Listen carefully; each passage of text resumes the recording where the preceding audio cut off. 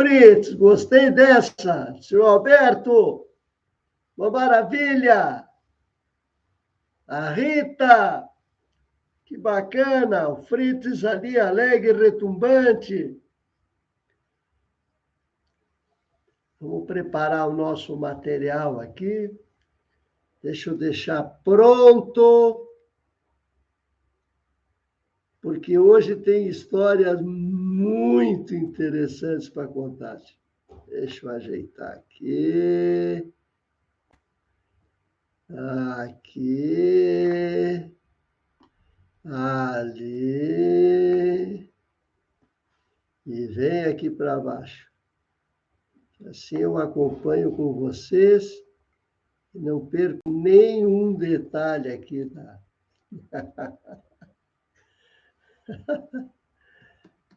Vamos ver quem está chegando. O Alex! Pô, Alex! Puxa, que bacana! O Alex vai contar uma história hoje, se der com o Alex, porque o Alex, sabe, é o cara mais procurado que tem em Gramado. Não esqueça que é Gramado, não no Gramado. E ele está sempre agitando a cidade maravilhosa. Aliás, uma criatividade impressionante, um pianista de mão cheia.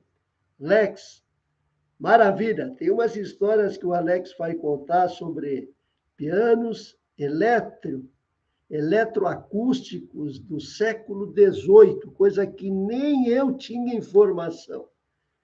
Aliás, ponha o teu link ali, Alex, para o pessoal depois procurar tuas lives comentando sobre esses pianos espetaculares. Hoje eu vou começar falando sobre os pianos. Inclusive, eu vou comentar sobre o primeiro piano eletroacústico que aconteceu com uma empresa que já vai ser revelada.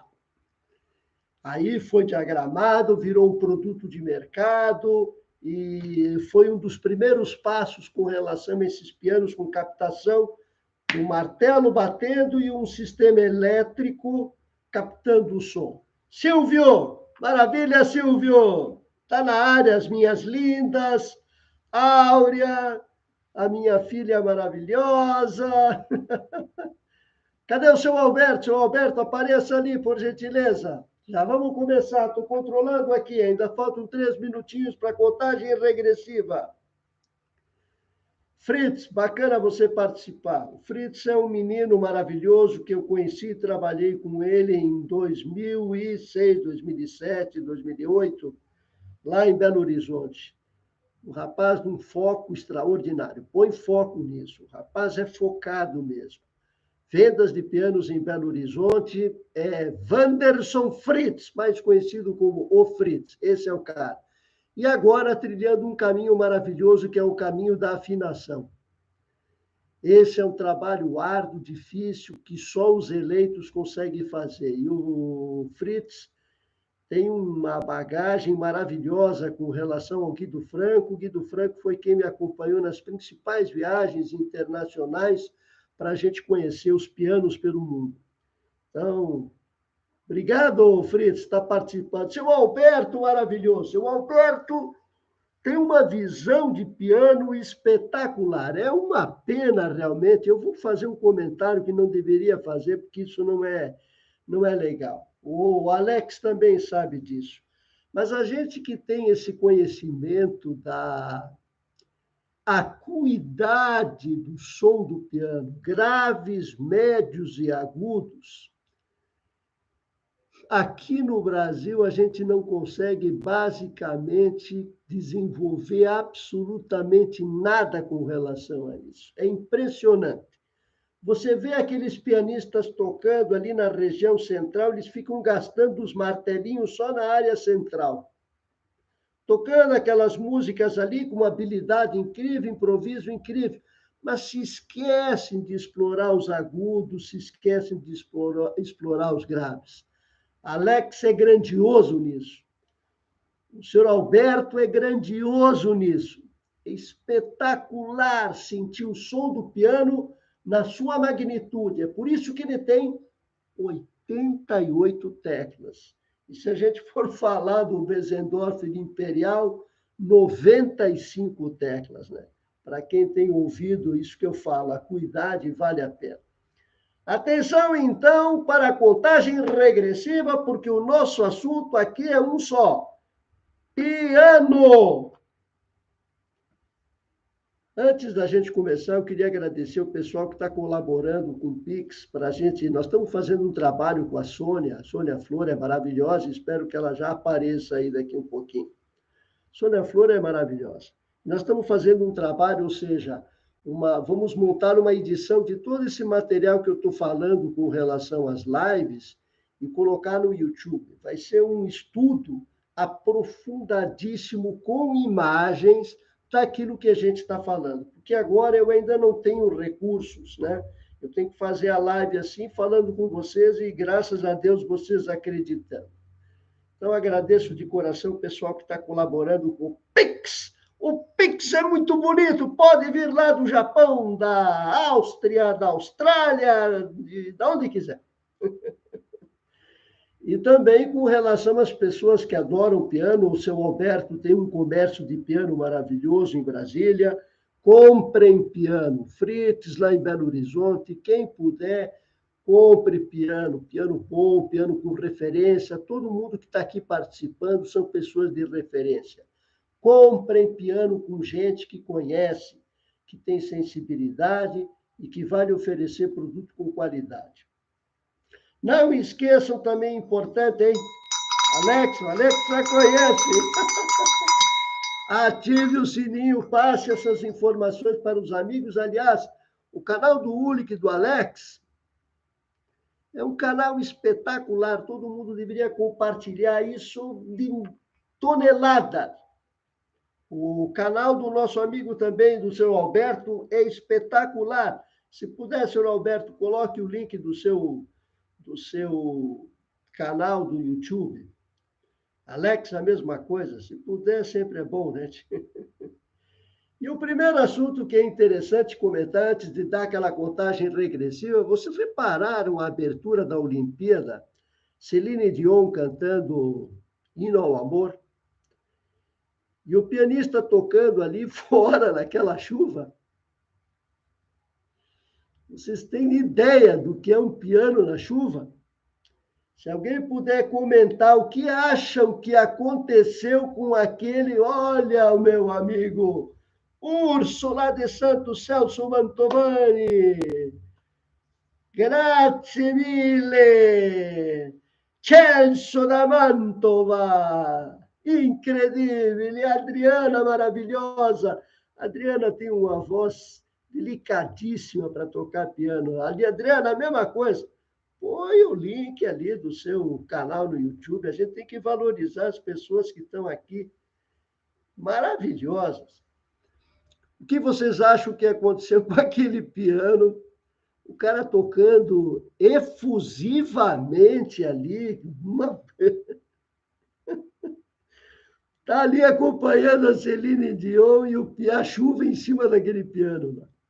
Bom, se aquilo fosse um piano de verdade, realmente, ou se tivesse algum, não teria condições de deixar o piano na chuva mesmo, porque o piano ia para o espaço.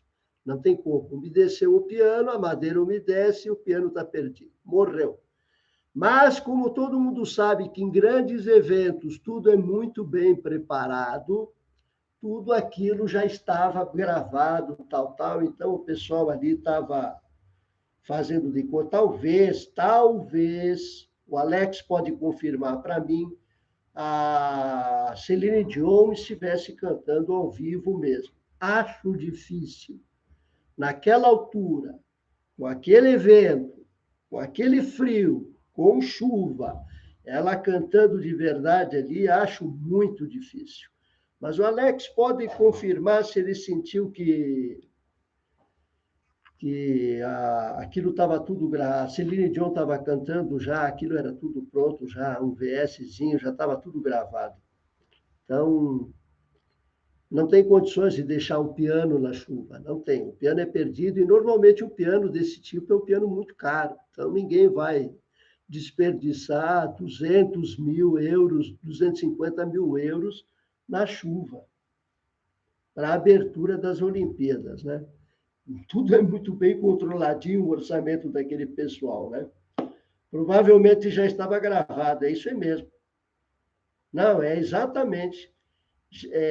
Um item que o Alex está comentando muito interessante. A Celine Dion está passando por uma fase de saúde muito complicada.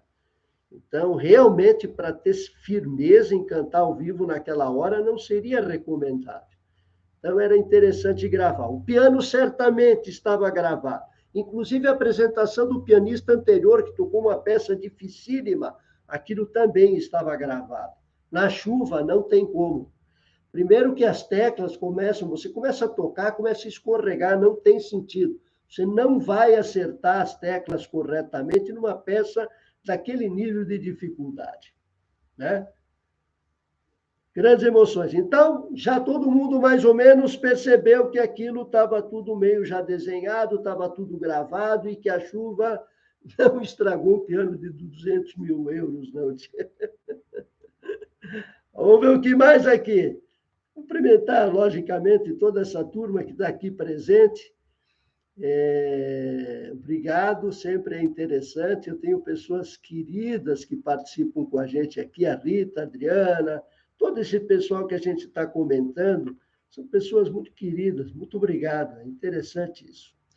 E aí, vamos começar a nossa live, então. 3, 2, 1. Só para encerrar o que nós falamos na semana passada. Aí, o Torakuzu Yamaha. O nosso amigo Torakuzu Yamaha teve um encontro com Kawai em 2 oportunidades da vida. A primeira oportunidade foi quando ele foi morar numa pensão em Hamamatsu, que era uma aldeiazinha, uma vilazinha de pescadores. Chegando lá, ele foi para essa pensão. Quem era o dono da pensão? Não me lembro do primeiro nome, mas Kawai-san. O sobrenome era Kawai. Esse era um cidadão que tocava violino mal e porcamente, foi quem ajudou o Torakuzu Yamaha a desenvolver, ou seja, a recriar aquele Mason and Hamlin, o reed organ da Mason, que ele copiou, diagramou e montou para mostrar para o Instituto de Música em Tóquio.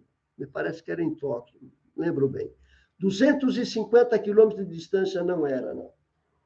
Era numa cidade ali, 250 quilômetros. Ele pegou e levou isso no ombro, levou o órgão para lá no ombro. Mas o Kawai, do primeiro encontro, esse da pensão, que não tem nada a ver com o Kawai agora, de instrumentos musicais, era um violinista péssimo, porque o instrumento chegou completamente fora de qualquer noção de afinação. E aí foi que o pessoal comentou, diz, olha, o órgão está bonito, está tudo certinho, mas ele não, o som está tudo errado. E aí ele começou a estudar música, Torakuzu Yamaha, para entender como a música funcionava e produzir. Veja a capacidade do cidadão. Ele já estava ali com 36, 37 anos de idade. Empurrava as pessoas com aquela carrocinha lá, tinha brincadeira. Levou o órgão no braço, 250 quilômetros. Era uma vontade de vencer, né? Primeiro pedido que ele teve, depois que aprovou o primeiro órgão dele, produzir 101 órgãos. E aí foi criada a Nippon Gaki.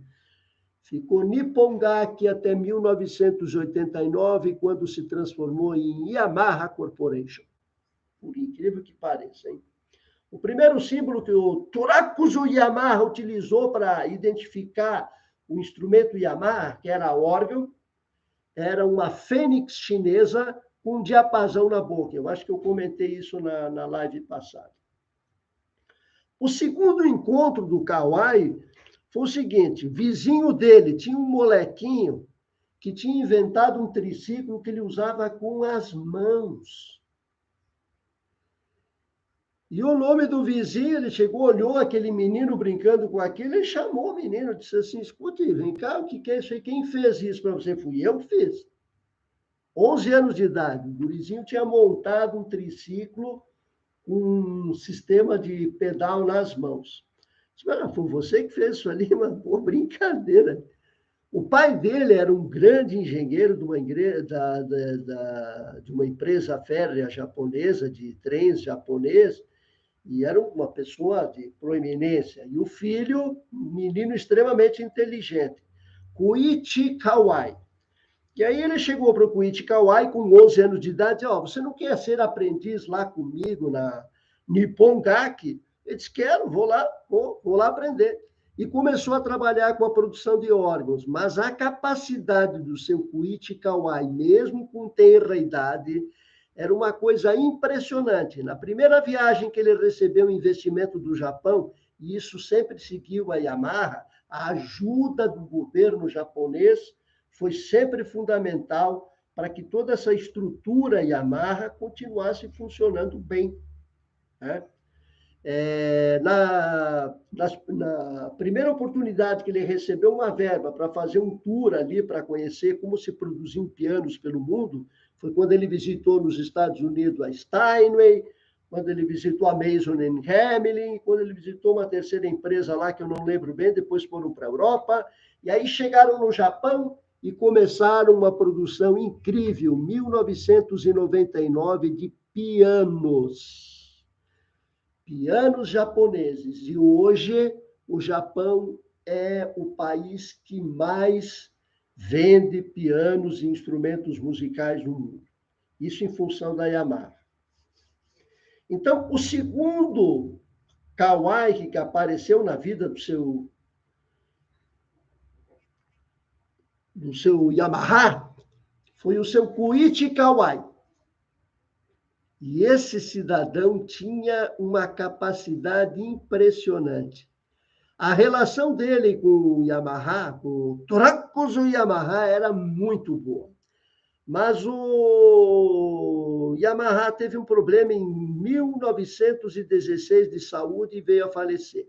Dali para frente começou uma série de conflitos de interesse entre o Koichi Kawai, que era o grande responsável pela empresa, pela Yamaha, com toda a administração e com toda a gestão. Culminou em 20, quando precisou haver uma relação muito forte com o governo japonês para começar a produzir. Paralelamente, já que a Yamaha sempre teve material de precisão, começar a produzir coisas para o governo, principalmente na linha de armamento e a linha bélica.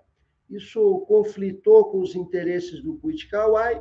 Em 1927, ele disse assim, olha, eu vou começar a fazer uns pianinhos ali paralelo, em 30 ele sai definitivamente da Yamaha. Então vamos começar o histórico. O histórico o Koichi Kawai conseguiu 7 colegas deles da Yamaha para acompanhá-lo para montar a Kawai. Essa história não vai constar na história da Yamaha, não vai constar na história da Kawai, é lógico, que são duas empresas hoje que entram em... Né? Mas essa é a verdadeira história. O que aconteceu no século XX?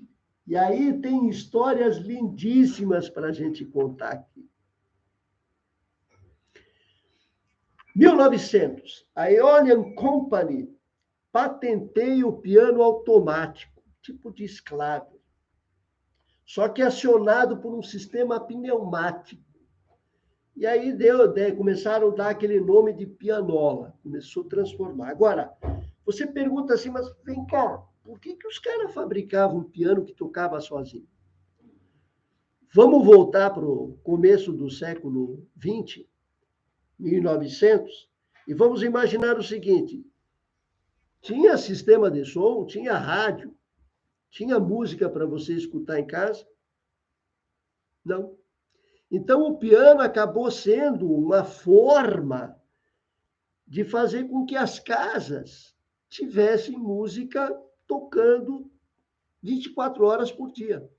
E ali é que se inicia esse processo de fazer pianolas, e vocês já vão ver alguns nomes interessantes, e pianos orquestrais. Pianos orquestrais. O piano ele respondia a tudo. Ele fazia o som de órgão, ele fazia som de violino, ele fazia percussão. O cara batia com o pé, era uma coisa fora do comum, exatamente por essa questão. Não havia o sistema, aqueles sistemas de som que estavam começando, eu não lembro o nome daquele troço lá,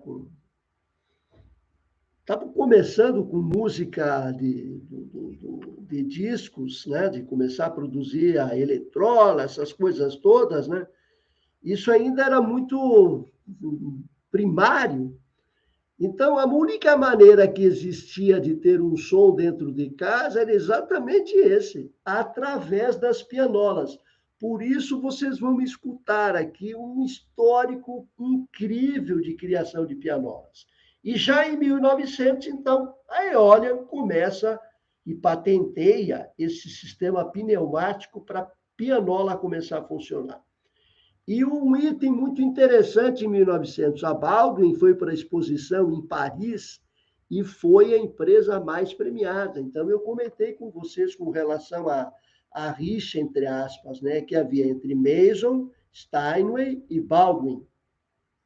Todos se destacando com pianos de uma qualidade excepcional. E em 1900, a Baldwin foi a grande condecorada na exposição de Paris, que era a principal exposição para mostrar os elementos e as novidades com relação ao piano. Olha que interessante, em 1901, a empresa alemã chamada Weltemignon, ela inventa um piano automático, essa história da pianola, mas eles começam a desenvolver uma pianola que você puxava, tinha estava aqui o piano, você puxava uma gavetinha, tinha um controle da pianola para funcionar, com aquele rolo, aquela coisa toda lá, e ele desenvolveu um sistema para esse tipo de funcionamento, para pianola, um novo modelo de pianola deles. Ele patenteou lá na Europa isso. Mas a Velte era uma empresa que já produzia aqueles pianos que parecem uma catedral. Toca violino aqui, toca não sei o que lá. Era um troço muito louco. Algumas peças existem até hoje de pianos com 2, 3 violinos colocados que ficam numa posição em que começa a tocar tudo de uma vez só. Quem vai nas feiras de Frankfurt, quem vai nas feiras do Nan Show, sempre tem um piano desse tipo em exposição para mostrar como era no começo do século XX a forma das pessoas escutarem música em casa, através dessas empresas. Mas a Velte, que produzia esses pianos, tinha os seus segredos.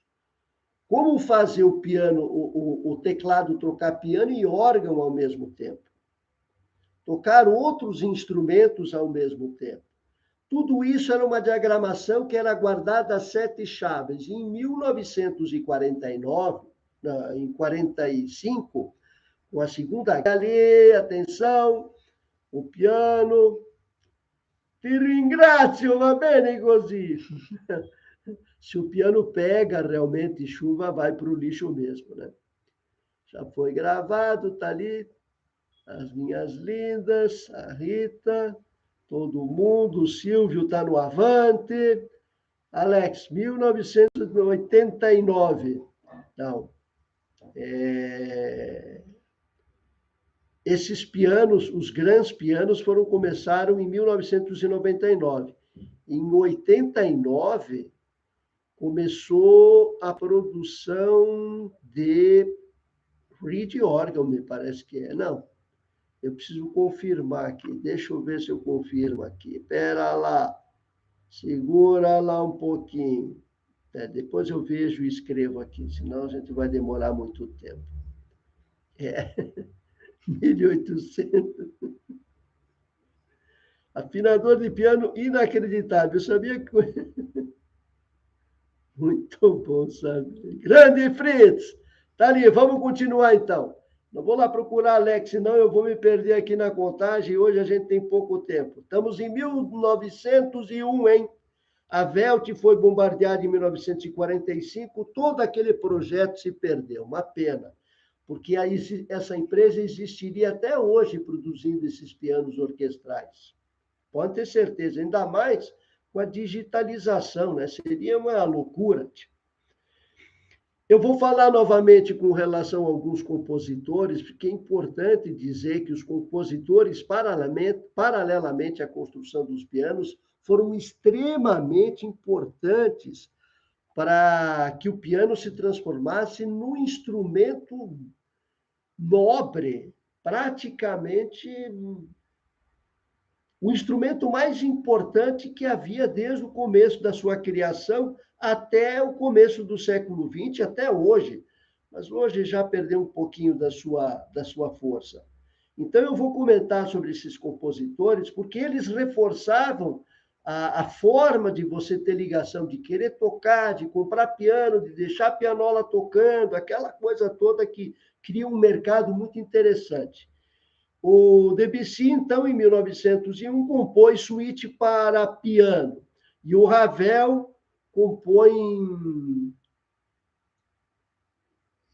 Putz, a vida, eu vou colocar ali ó, essa expressão do que ele compôs. Quem sabe francês vai poder me dizer como interpreta corretamente esse tema do nosso amigo Ravel. Está ali, ó. Ele compôs esse tema aí, ó, que é extremamente importante, porque começa a criar essa questão de virtuosismo com relação ao piano, reforçando o que nós já havíamos comentado com relação aos endorses da Steinway, da Baldwin, ao pessoal que eles incentivavam a tocar. E aí, em 1901, também é criada a Associação de Fabricantes de Pianos. Foi importante criar isso porque o mercado começou a crescer absurdamente. Os números de vendas de piano nos Estados Unidos eram fora do comum. Então, criou-se a Associação de Fabricantes de Piano, que hoje é a Piano Manufacturers Association International. 1903.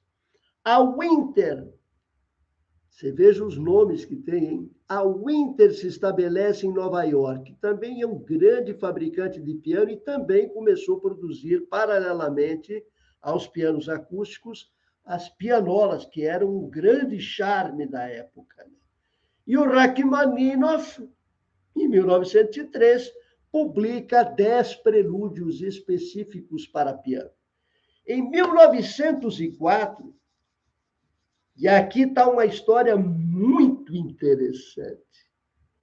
Em 1904, os fabricantes de pianos dos Estados Unidos resolveram se reunir em Atlantic City para encerrar a produção dos Square Pianos. E para demonstrar que o Square Piano não seria mais vendido, eles pegaram todo o estoque, juntaram num ponto e meteram fogo.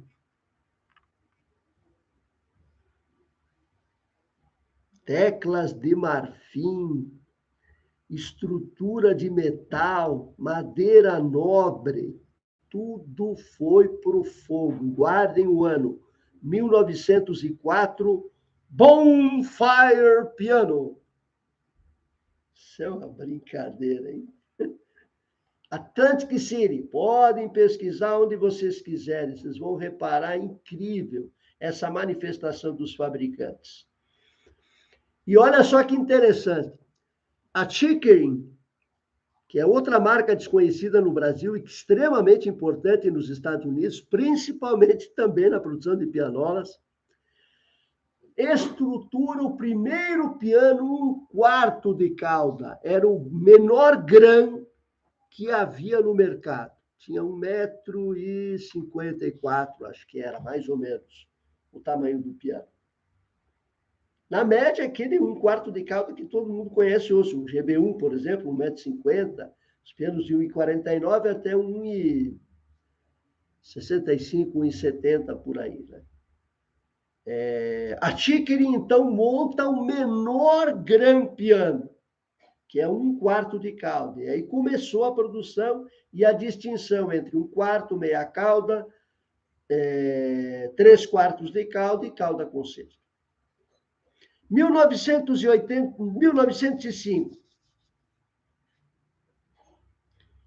uma empresa, Ludwig Hupfeld, monta, da mesma forma, com o mercado aberto, um mecanismo para a reprodução do piano, tipo de esclavo. Ele chamava aquilo de DEA. Isso foi na Alemanha.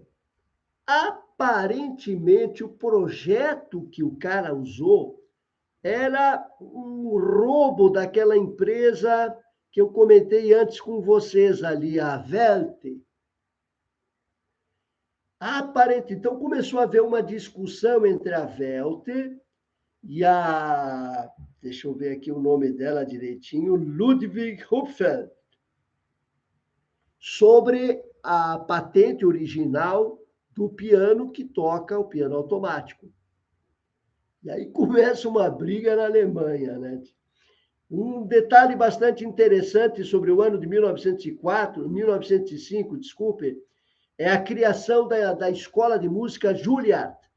Se alguém já ouviu falar, Juilliard é uma referência em termos de escola, de conservatório de música no mundo inteiro, né? E uma empresa austríaca, Octavius Baelli, começa a fabricar pianos na Austrália. Foi a primeira fábrica de pianos que começou com sucesso na Austrália. Então, veja, em 1905 é que a Austrália começa os primeiros passos na produção de pianos. Em 1906, a fundação da Gulbrandsen Company, que também desenvolve pianos automáticos e órgãos automáticos também. Isso tudo em Chicago. Hoje essa empresa está sendo controlada pela Samic, mas só para reforçar, todos os fabricantes estavam preocupados em fazer com que o piano tocasse sozinho, para que as pessoas tivessem música 24 horas por dia. Não tinha vitrola, não tinha o sistema de som que tem hoje. Os gramofones, lembrei do nome. Os gramofones tinham um som sofrível. A pianola era a solução, porque era o som original do piano, né? 1908, a fundação da American Piano Company. Essa American Piano Company é o seguinte, é a união das principais forças dos fabricantes de pianos americanos para tentar enfrentar quem? A Steinway. Envolveu quais empresas para essa incorporação, digamos, para todo mundo, essa união de fabricantes americanos? Uniu a Chickering, a Knabe, a Weber, a Heinz Brother e alguns outros aí que eu também agora o cérebro já não está mais ajudando. Aí beleza. Reuniu os principais fabricantes para tentar preparar uma armadilha mais forte com relação àquilo que a Steinway representava, não só para os Estados Unidos, como começou a representar. Lembre que nós estamos agora no século XX e o sistema de transporte e logística já estava bem mais desenvolvido do que acontecia no século XVIII e XIX, né? E no mesmo ano, 1908, surgiu a primeira Fundação Nacional para os Afinadores de Piano. Tá aí, Fritz? Aí é que começaram os afinadores a se reunir, a formar uma certa union, um sindicato dos afinadores de piano, porque o volume era muito grande de oportunidade de trabalho, coisa que hoje já está mais difícil. O Fritz pode contar ali, né? Como é complexo hoje achar um cliente para pedir para afinar o piano e pagar, né? Vamos ver quem está na lista ali, atenção. 1800 e vamos lá. Adriana, uma pena que hoje o piano perdeu sua força. Realmente. Vamos comentar que nessa época que eu estou falando, nós tínhamos praticamente 5.000 fábricas importantes de piano.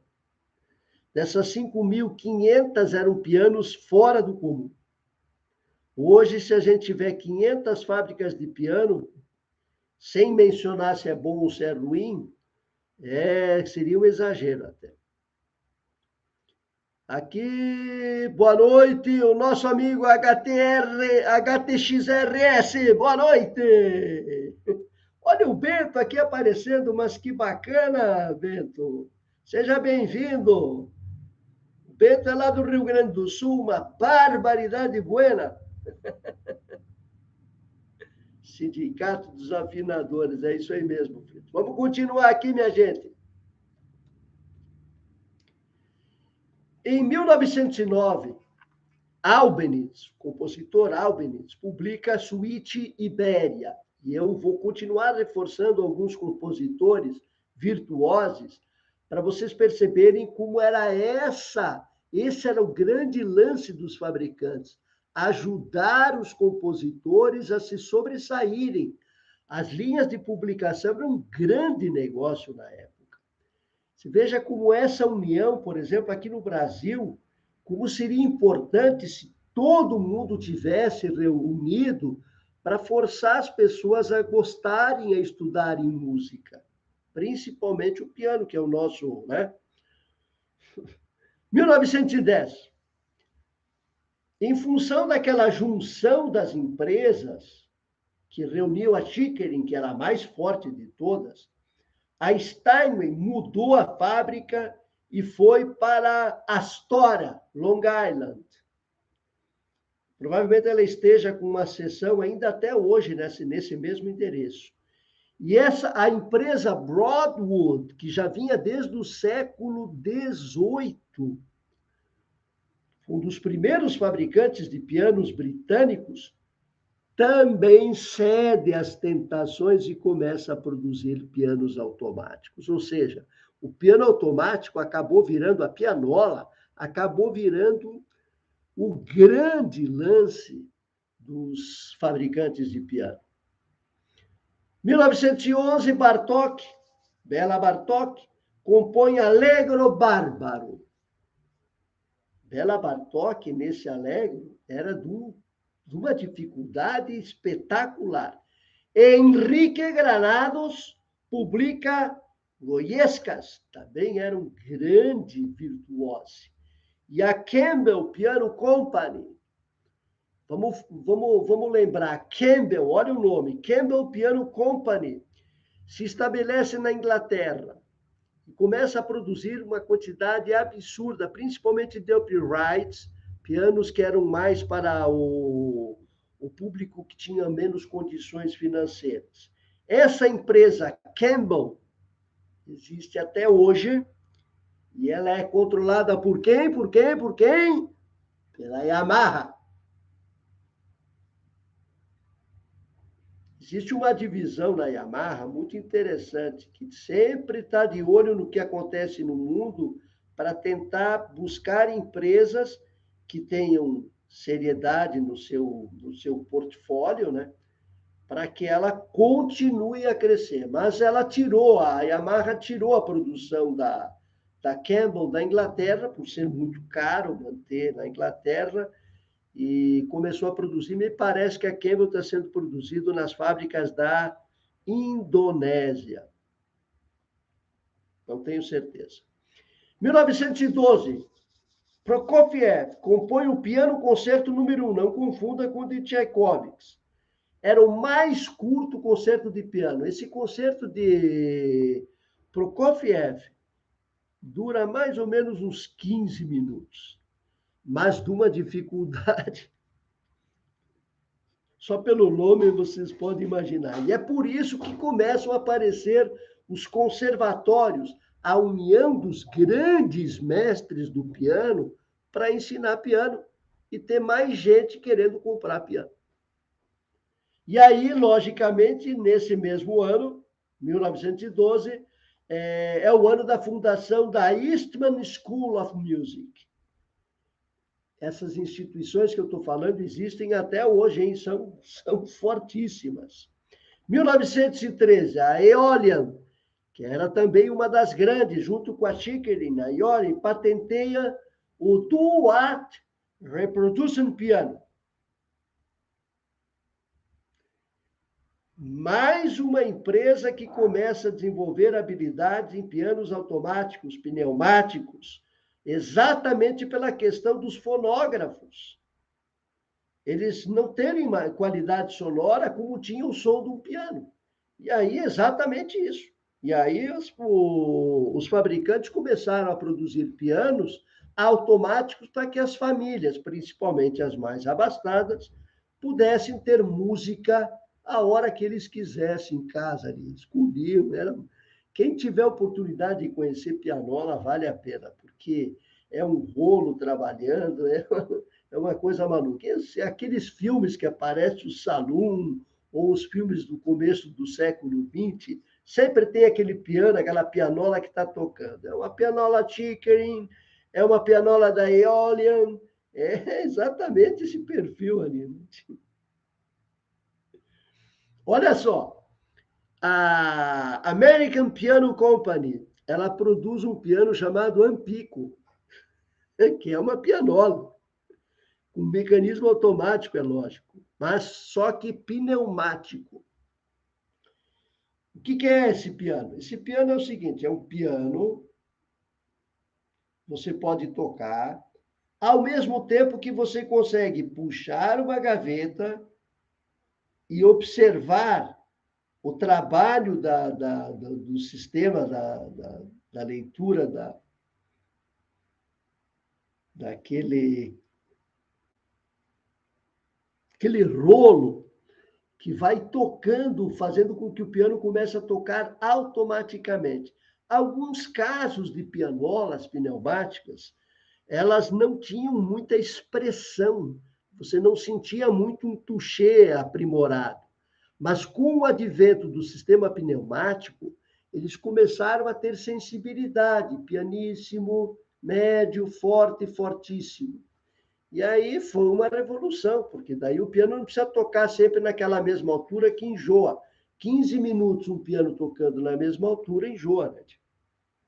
1915, Charles Ives compõe Concord Sonata. Isso também é tema para se estudar muitos anos de piano, né? E em 1916, Mainz College of Music é fundada, existe até hoje a Mainz. 1917, a fundação da Manhattan School of Music, Nova York sendo a principal atenção do mundo, né? E em São Francisco, a fundação do San Francisco Conservatório. 1918 é interessante porque isso é, digamos, grafado e apontado como um item extremamente importante na história dos pianos no mundo inteiro. Só nós, brasileiros, é que não sabemos valorizar muito essas coisas. 1918, o nosso amigo Hector Villa-Lobos compõe Prole do Bebê. É um conjunto de peças muito interessante. Quem tem oportunidade de colocar no YouTube, vale a pena, porque é muito interessante. Primeiro, a qualidade do trabalho do Heitor Villa-Lobos é assim, algo incrível. E um destaque da música brasileira, de um compositor brasileiro para o mundo inteiro. 1919, vou contar para vocês a contabilidade da venda de pianos. Foram produzidos nos Estados Unidos 156 mil pianos. Qual tipo de piano? Piano comum, aquele piano que você tem que chegar, sentar e tocar. Agora, de pianolas, 180 mil pianolas.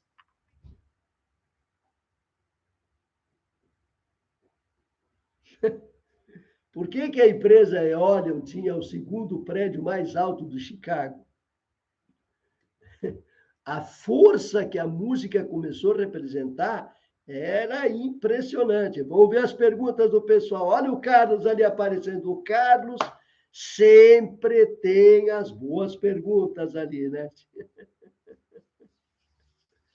Vamos lá, atenção, a Rita está ali, a minha linda, o Carlos chegando, boa noite, Carlos, o Mauro.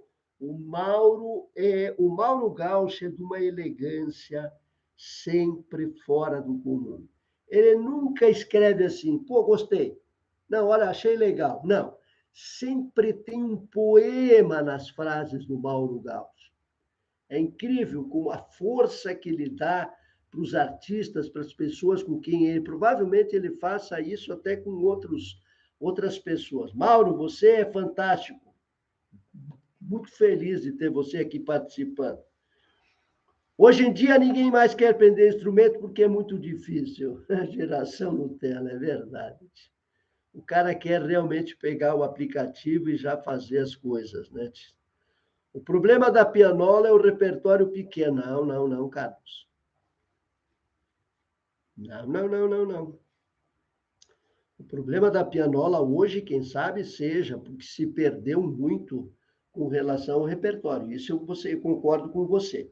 Mas na época, no começo do século, por isso eu estou comentando sobre as obras desses grandes compositores. Tudo isso era reproduzido nas pianolas. As pianolas e esses pianos orquestrais, como por exemplo os da Verdi, eram pianos que faziam a orquestra inteira. Tem um órgão da Verdi que toca piano e órgão mais orquestra que parece aqueles órgãos de tubo. Tamanha complexidade, tem até percussão. Ou seja, quando você começa a tocar ou dar um play no sistema pneumático dele, é violino tocando, é contrabaixo tocando, é percussão tocando, é piano tocando, é órgão tocando, é impressionante. E o número de você comprava aqueles, vamos chamar de rolos, né, de gravações da pianola. O número de ofertas aqui é muito grande, era muito grande. Hoje eu vejo, por exemplo, lá com o Zé Luiz, da loja de pianos, ele tem uma pianola lá. E junto com a pianola que ele comprou, veio uma coleção muito grande de rolos. Espetacular aquilo. Então, hoje sim, Carlos, pode ser que hoje realmente tenha se perdido muito e as pessoas realmente perdem informações por descuido, realmente. Vamos lá, o Fritz, rolo perfurado. Exatamente, é isso aí mesmo, é um rolo com perfuração. E aí começaram os sistemas pneumáticos que mudaram a questão do rolo. Começaram a ter outros estilos para dar touché. Então, a vasta forma de se trabalhar a pianola envolvia sistemas de leitura muito complexos, hein? Vamos lá? E eu, quando criança, achava uma caixinha de música um invento espetacular. E tem alguns que funcionam exatamente assim, hein? Ele dá o comando através do tamanho da intensidade, existe o rolo, né? Aqueles palitinhos, vamos dizer assim, que determinavam as notas, e conforme o tamanho era a intensidade que a tecla ia tocar. Então, desenvolveu-se técnicas impressionantes sobre isso. Gostei, Celso, parabéns ali, claro, parabéns, vocês estão todos felizes aqui, eu fico mais do que feliz. O Wurlitz também, a Wurlitz tinha, não só era fabricante do... Você sabe que a Wurlitz começou com órgão, né? Depois ela entrou para o piano e aí desenvolveu aqueles pianos maravilhosos que são exclusivos dela. Eu vou comentar o primeiro que apareceu dessa linha comercial, daqui um pouquinho dessa. A Steinway produziu pianolas. Olha, até onde eu saiba, a Steinway não entrou nesse perfil, não. Até onde eu saiba, Carlos, não. Não vi nenhum tipo de pianola da Steinway. Se alguém tiver alguma informação, eu até hoje não vi. Eu vejo aqueles pianos maravilhosos, que são muito bem conservados por eles. Quem tem condições de ir até Nova York, por exemplo, em Manhattan, tem uma loja da Steinway e um museu da Steinway. É espetacular. Tem coisas lá que você fica impressionado, principalmente algumas coisas de lançamento e da história da própria Steinway.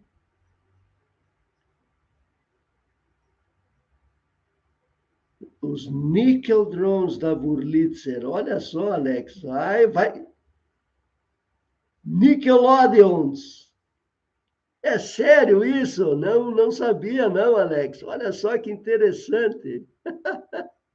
O Alex é outra enciclopédia maravilhosa, principalmente envolvendo pianos elétricos, pianos que têm essa estrutura eletroacústica. Alex, fantástico. Se puder explicar ali como esse tipo de Nickelodeons funcionava, isso é interessante, gente. Olha que bacana. E vamos continuando. Então, só para vocês perceberem, estamos em 1919, estava terminando a Primeira Guerra Mundial, e os Estados Unidos produziu 156 mil pianos, aqueles comuns, e as pianolas, 180 mil pianolas. Haja contabilidade aqui, minha gente. Em 23, aqui eu vou começar a entrar na linha do pessoal que desenvolveu habilidade jazzística, e já de cara começaram a ter a cabeça, a inteligência fora do comum. Jelly Roll Morton realiza suas primeiras gravações em Chicago. Talvez ele foi o mais importante teórico do jazz, da história do jazz. Estamos falando em 1923 e o cara já tinha uma habilidade de reconhecer o jazz e o formato de tocar jazz de forma fora do comum. Me parece que ele foi até pianista do Louis Armstrong, não tenho certeza. Em 24, o Gershwin lança a Rhapsody in Blue. E a fundação, em 24 também, do Curtis Institute, nos Estados Unidos. 1925, Harry Cowell compõe Banshee. Ele também foi um proeminente teórico do jazz, da música, mas principalmente do jazz. Mas ele tinha uma visão comercial extraordinária e acabou se transformando num grande publicitário, num grande empresário que abarcava essas peças todas desses grandes compositores para criar a linha de publicação de partituras, né? Que era um grande negócio na época, né? Em 27, a Kawai se estabelece em Hamamatsu. Depois que o Koichi Kawai dedica todo o tempo de trabalho com a Nippon Gaki, que é a Yamaha, né? É interessante pensar o seguinte, em 27, ele junta 7 amigos numa sala de 35, 40 metros quadrados e começa a produzir artesanalmente os pianos Kawai. Esse pessoal trabalhava na Yamaha e lá nas horinhas que podia, eles mandavam ver, né? Então, era nesse intervalo que o pessoal trabalhava e desenvolvia o piano segundo as novas ideias, porque a cabeça e a criatividade de Koichi Kawai era algo fora do comum. A Yamaha só se beneficiou com a grande e espetacular criatividade e a engenhosidade de Koichi Kawai. Aliás, é exatamente isso. Com 11 anos, ele impressionou o Torakuzo Yamaha, que o convidou para ser aprendiz na Nippon Gaki. E aí, em 28, Earl Fata, acho que é Hinds, eu não me lembro, eu tenho ele como Earl Fata, que era um jazzista extraordinário, um dos mais prominentes jazzistas. Ele grava, em 28, Apex Blues Weatherbird. É interessante porque a linha publicitária começa a, paralelamente aos grandes compositores europeus, a trabalhar com a linha do blues e do jazz, Charleston. Eu comentei sobre o Scott Joplin na live passada. Então, reparem como essas coisas vão forçando um trabalho maravilhoso de piano, compositor, publicação. Com piano, compositor, publicação das partituras. Fantástico. Em 28, e ali, Alex, agora eu vou contar um negócio bastante interessante, que você vai... Deixa eu ver o que o Alex está aí. Ó. Alex, eram os avós dos workstations. Exatamente isso. Wurlitz e Rhodes dominaram os elétricos. Em termos de volume de vendas, a Yamaha com CPs foi mais forte, né? Mais forte que todo mundo, não teve história, né? Agora, 1928, não há uma precisão correta se foi 28, 29, 30, mas eu vou chamar 1928. A Bechstein lança o Neo Bechstein, piano elétrico com captadores eletromagnéticos para amplificar as cordas percutidas. Alex, pode falar ali o que se quiser. Amplificar as cordas percutivas. Eles tinham um trabalho diferente do que acontecia com o Wurlitzer, do que acontecia com o CP, que era a questão de amplificar o som que era gerado na ação do martelo. Mas aí o Alex está ali, perfeito, estou gostando dessa. O Alex pode contar tudo e não ter dor de cabeça. Mas reparem, estamos em 1928, 1929, 1930, não há uma definição, porque era um projeto muito secretinho, entre aspas, da Bechstein, imaginando que lançando o New Bechstein, eles fossem dominar o mercado com um piano bem mais barato e com esse sistema de captadores eletromagnéticos, né? Afinação normal, tudo certinho, como acontece com o CP70, CP80. Você tem que ir lá com a chavinha. Aliás, ó, a chavinha do Ulick aqui, que acompanha o Ulick. Chavinha forte, alegre, mestra, aço especial. Cada vez que eu vou em algum lugar e que não tem um afinador que me acompanhe, eu posso ir ajustar. Ajustar, hein? Não afinar. Afinar, o Fritz sabe. Isso exige um trabalho, um conhecimento muito apurado.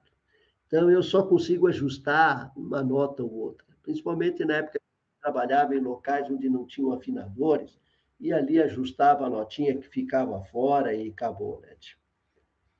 Atenção, o que o meu amigo está passando aqui no Zap? Deixa eu ver aqui, Alex. O que você está mandando no Zap? Quero ver. As fotos do Alex ali. Ali, ó. Tem um Wurlitz. Isso aqui vai fazer parte da minha montagem. Olha que interessante. Alex, não vale fazer isso. Eu não vou nem falar o que você está fazendo ali com essa taça de vinho, tá? Isso não pode. Fantástico, Alex participando com a gente ali. O Alex tem um conhecimento maravilhoso. Neil Bechstein. É tipo um piano 3/4 de cauda. Curtindo a tua live, gostei dessa. Grande informação também. O nosso amigo Carlos está sempre atento. Não tem história, hein? Ô, Mauro, grazie mille. Como não? Uma maravilha. Vamos lá, eu não vou passar de 1930 hoje, porque vai ficar, ó, já estamos com praticamente 1 hora da nossa live, não vamos estender, afinal de contas, não tem por que ficar segurando o pessoal por muito mais tempo. Mas vamos chegar lá, estamos em 29. 29, o que acontece no mundo, principalmente causado pelo sistema da Bolsa, eu acredito que foi da Bolsa nos Estados Unidos, a Grande Depressão.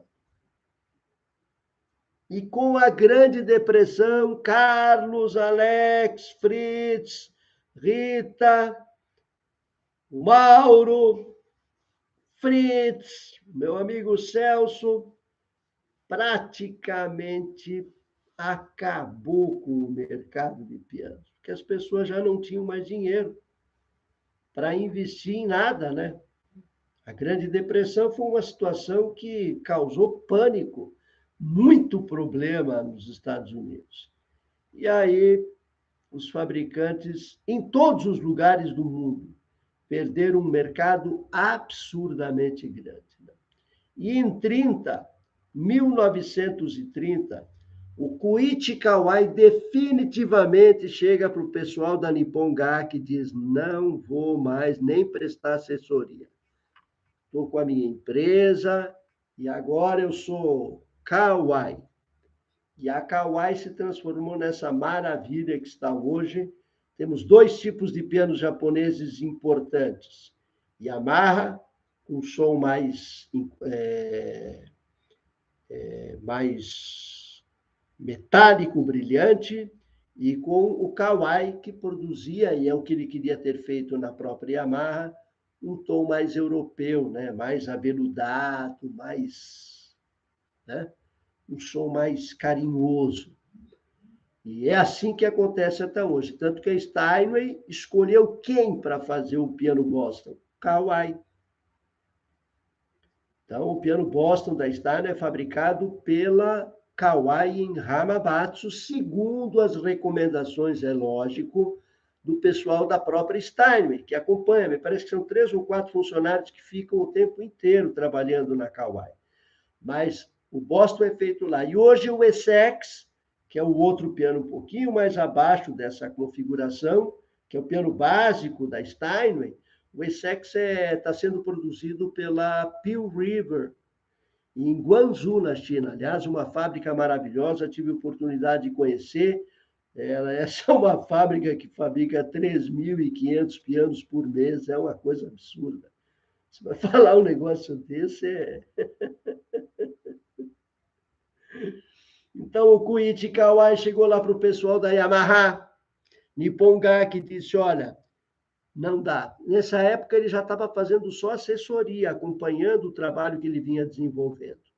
E a Yamaha, ela estava numa linha tão diversificada de negócios, envolvendo principalmente o governo, que a parte de instrumentos musicais basicamente representava 1/4 daquilo que era o conjunto todo da Yamaha. Aí o Koichi Kawai desenvolveu esse piano extraordinário, né? Vamos lá, então, estamos aqui, ó. New Best é tipo um piano curtindo a tua live, gostei dessa. Privilégio assistir, o Mauro tá ali. Estamos aqui com o Fritz. Carlos, Kawai é uma maravilha. Hoje, tanto faz, Carlos. Depois que a Yamaha incorporou a Bösendorfer, ela aprendeu muito com o estilo europeu de fabricar piano. E hoje um CFX, por exemplo, é um piano, tanto que se você for fazer um pedido de um CFX hoje aqui no Brasil, as encomendas estão absurdamente grandes, não tem espaço para chegar. Mas o ano que vem não vem. Não vem CFX. Então, quem tem CFX, tem CFX. Quem não tem, não tem. Kawai e Yamaha, 2 gigantes. Na verdade, Adriana, Yamaha é o gigante. A Kawai é um gigante em termos de uma qualidade extraordinária. Eles, desde sempre, desde a década de 60, com Shigeru Kawai, que era o filho do Koichi Kawai, desde aquela época eles estudam, tem o mesmo princípio do Koichi Kawai em pesquisar novos componentes para tornar a velocidade do acionamento das teclas, O funcionamento do piano mais ágil, mais rápido, mais repetitivo, mais firme, mais seguro e durar mais tempo. Hoje, em termos de piano, matematicamente falando, o piano que mais dura é o Mason Hamlin, porque ele tem aquele sisteminha chamado Tensor Resonator, que suspende, segura a estrutura do piano por muito mais tempo. E aquela história de que o piano morre é verdade mesmo, exatamente por isso. Um piano médio, um piano de boa qualidade, tem mais de 20 toneladas de pressão em todo instante. Não existe nada no mundo que consiga resistir essa pressão o tempo todo, durante anos. A ideia de se fazer uma restauração de um piano é bastante interessante, tem muita gente boa, tem muito profissional gabaritado, mas também a grande maioria não é gabaritada, não é boa e só faz porcaria. Mas para restaurar um piano só vale a pena quando o piano tem um valor assim extraordinário, ou foi um piano de um compositor, ou tem um histórico para fazer. Por exemplo, o pessoal pegou acho que foi um Rones, que o cara compôs o hino do Palmeiras, compraram aquele piano, reformaram, isso é extremamente bacana. Tem um cara, um profissional bom, que restaura o piano e beleza. Agora, restaurar um piano de sala de concerto, isso não existe. Isto é paranormal. Não tem. O piano tem prazo de validade. O piano de concerto não pode passar de 15 anos. E é um piano caríssimo. Mas ele tem que ser substituído porque o nível de exigência da habilidade dos principais pianistas do mundo assim o exigem. Vamos lá para as dúvidas finais. Atenção, estamos aqui. Ela é a Amazon. É verdade.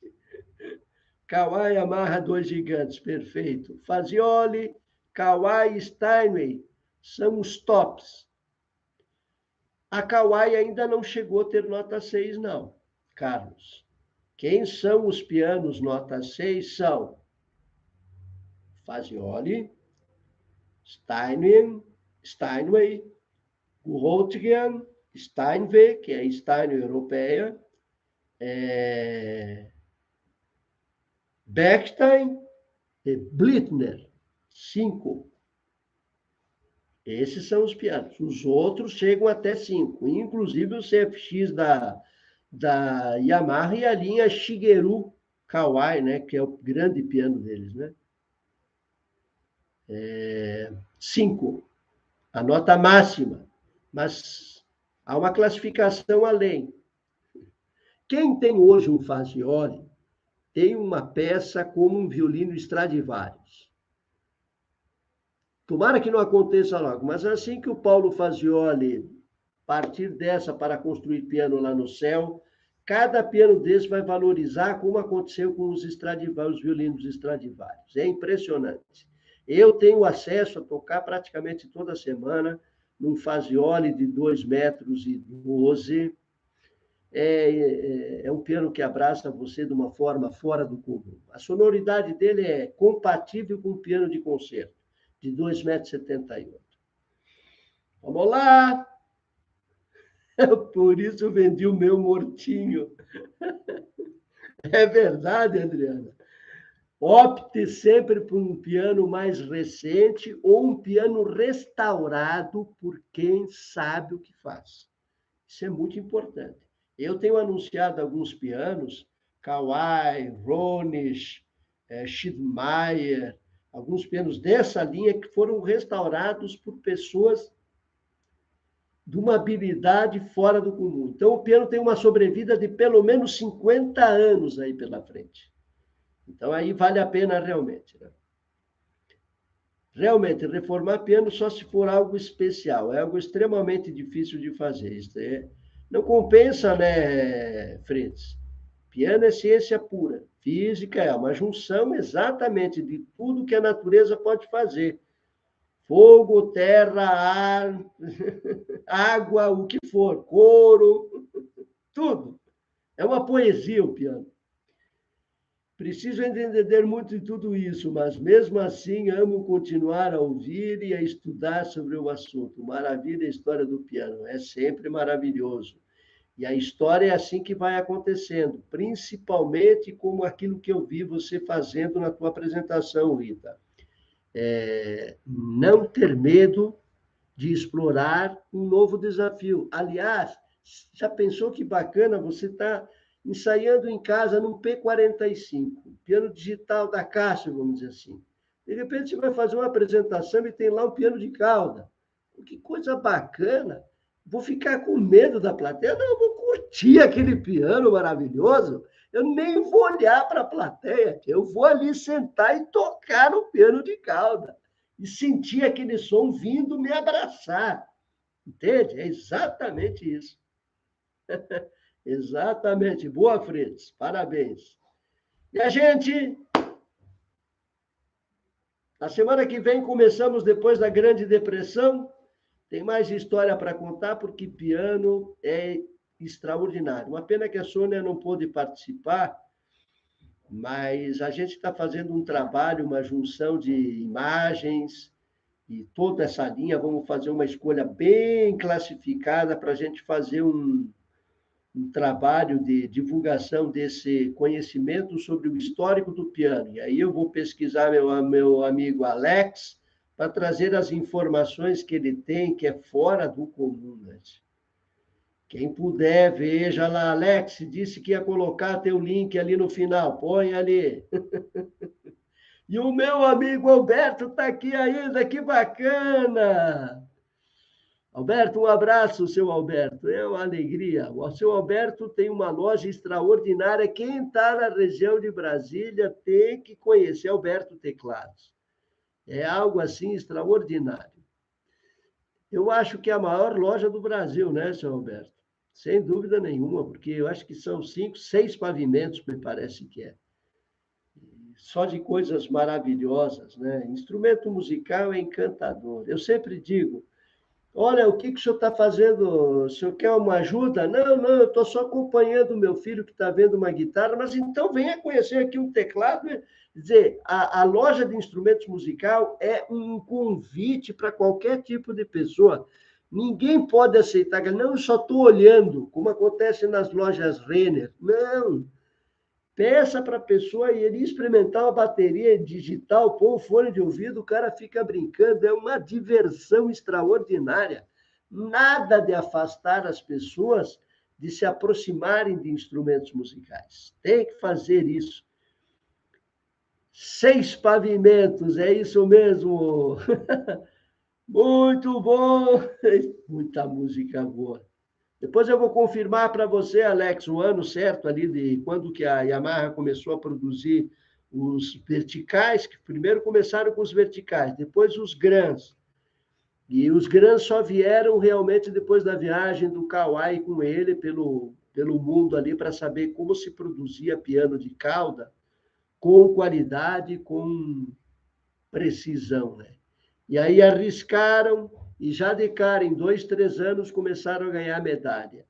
E chegaram no mercado ocidental de uma forma espetacular. Mesmo para você também. Boa noite para todo mundo. Na semana que vem, na quinta-feira, hein? Não na quarta. Amanhã eu tenho que ir lá na Sala São Paulo, que tem 70 anos da OSESP. Muitas emoções e muita orquestra maravilhosa. Beijo para vocês, minha gente. Carlos, obrigado, Carlos, pela tua participação. Fritz, obrigado. Minhas lindas, obrigado. Olha ali, a Rita que está ali, o Silvio. Putz, que bacana, tia, olha quanta gente boa. Alex, grande abraço. Alex, um abraço para todo mundo. Tchau, tchau, minha gente. Vamos lá. 3, 2, 1.